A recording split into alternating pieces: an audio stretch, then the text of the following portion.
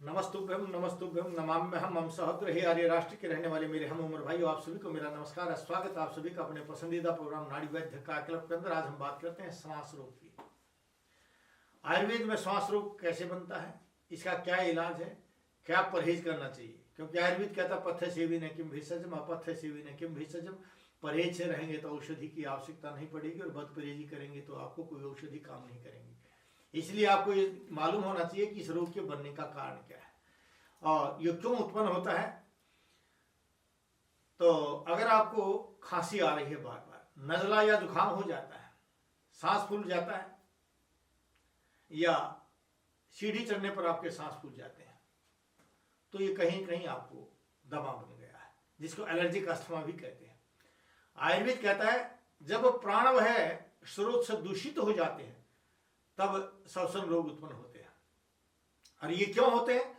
वात कफ प्रकोपात तु श्वासो भवति दारुण।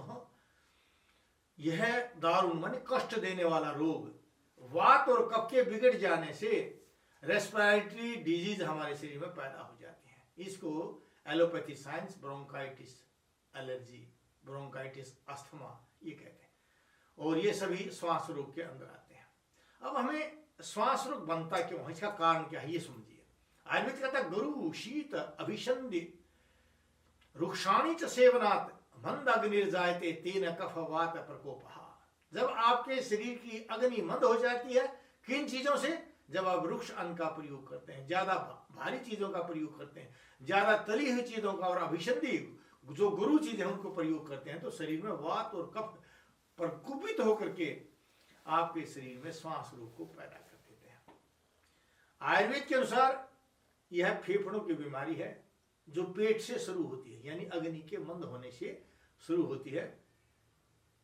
और इससे क्या लक्षण पैदा होते हैं? श्वासो काशो गुरुता से उरु पीड़ा से जायते।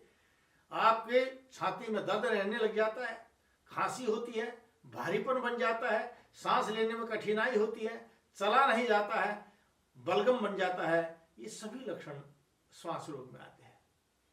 और महर्षि चरक ने श्वास रोग को 5 प्रकार का बताया है: महाश्वास, ऊर्ध्वश्वास, छिन्न श्वास, तमक श्वास और अक्षुद्र श्वास। और तमक श्वास को ही अस्थमा कहा गया है। श्वासे कफहरम कर्म वमनम च प्रशिष्यति।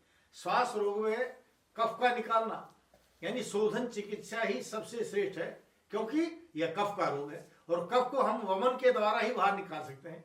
इसलिए वमन करके हमें इस रोग को शांत करना चाहिए। जब तक हमारा कफ शरीर से बाहर नहीं निकलेगा तब तक हमें सांस रोग में आराम नहीं मिलेगा। इसलिए आप जैसे भाप लेते हैं ना, भाप लेनी चाहिए, उससे आपका कफ जो ना पतला होकर के निकल जाएगा। वमनम कफजेसु अगण्यम श्वासकासहरम परम, यानी सबसे परम औषधि है जो आपका वमन करा लिया जाए और कफ को नष्ट करने के लिए अग्नि को दीप्त कर दिया जाए, जिससे कफ बने ही नहीं। तो आपकी ये सर्वोत्तम चिकित्सा है, आपका सबसे अच्छा इलाज है। अब मैं आपको बताऊंगा कि अगर आपको श्वास रोग हो गया तो आपको उसको कैसे ठीक करना चाहिए। आपको सुबह सुबह खाली पेट एक बतासा लेकर के उसमें अर्क जो मदार होता है, मदार की एक बूंद उस पतासे में डाल करके खाली पेट खा लेनी चाहिए। और भोजन के साथ त्रिकुटी का प्रयोग करना चाहिए। त्रिकुटी में सौंठ, काली मिर्च और पीपल बराबर मात्रा में मिलानी चाहिए, क्योंकि शास्त्र कहते हैं पिपली मरीचम शुंठी खास श्वासहरम समृतम। सबसे उत्तम औषधि है पिपली मिर्च और सौंठ, इनका प्रयोग करना। इनका इकट्ठा मिला करके चूर्ण प्रयोग कर लीजिए, या फिर अदरक के साथ काले नमक का भोजन के बाद प्रयोग कर लीजिए। मिर्च का प्रयोग सुबह सुबह 1 मिर्च खाली पेट खा लीजिए, और पिपली को दूध में उबाल करके पी लीजिए। ऐसे भी अगर आप लेंगे तो आपका श्वास रोग दूर हो जाएगा। अगर आप कोई फल खाते हैं तो उसमें त्रिकुटी लगा लीजिए, इसमें बराबर का सादा नमक भी मिला लीजिए। ये आपके इसको बलगम को नष्ट करेंगे और आपको ठीक करेंगे। लेकिन इसमें घृत का, घी का भी बहुत बड़ा उपयोग है। घृतम वातहरम श्रेष्ठम श्वासकाश प्राणनाशनम। श्वास काश जैसे रोगों को नष्ट करने के लिए आयुर्वेद कहता है घृत उत्तम औषधि है। लेकिन कौन सा घृत होना चाहिए? वासादि घृत, 10 मूलादि घृत। इनको बनाने की विधि क्या होती है? आप वासा लेकर के इस वासे को 1 किलो इसमें इसकी वासे की जड़ भी होनी चाहिए, पत्ता भी होना चाहिए, तना भी होना चाहिए, और इनको बराबर मात्रा में काट करके इससे 10 गुना पानी डाल लीजिए, और जब 1 गुना पानी रह जाए उसके बराबर का घी डाल लीजिए और त्रिकुटी डाल करके इसको पका दीजिए, आपका वासादि घृत बन जाएगा। ऐसे 10 मूल घृत में बनाने की यही विधि है। आप इस घी का प्रयोग करके भी शरीर से इस श्वास रोग को नष्ट कर सकते हैं।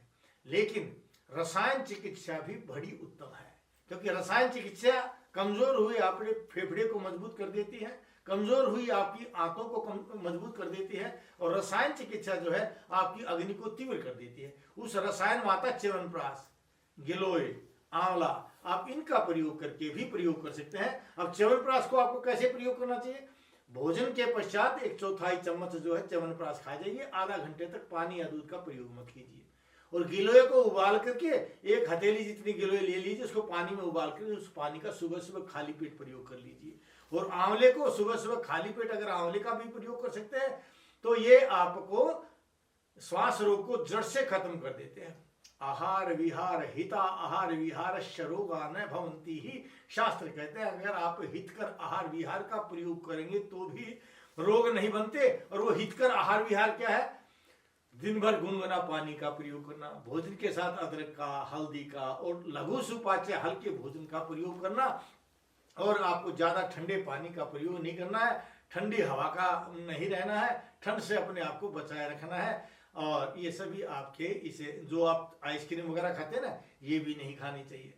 श्वसन रोग जिसको आप श्वास रोग कहते हैं, ये फेफड़ों की बीमारी है, और ये फेफड़ों की बीमारी जो है आपकी आंतों को कमजोर करने के कारण होती है, और आंत कमजोर होने से आपके पूरे शरीर के दोष दूषित हो जाते हैं। इसलिए इसको साधारण रोग मत समझिए, इसको ध्यान से लीजिए, जो मैंने बताया इसका प्रयोग कीजिए।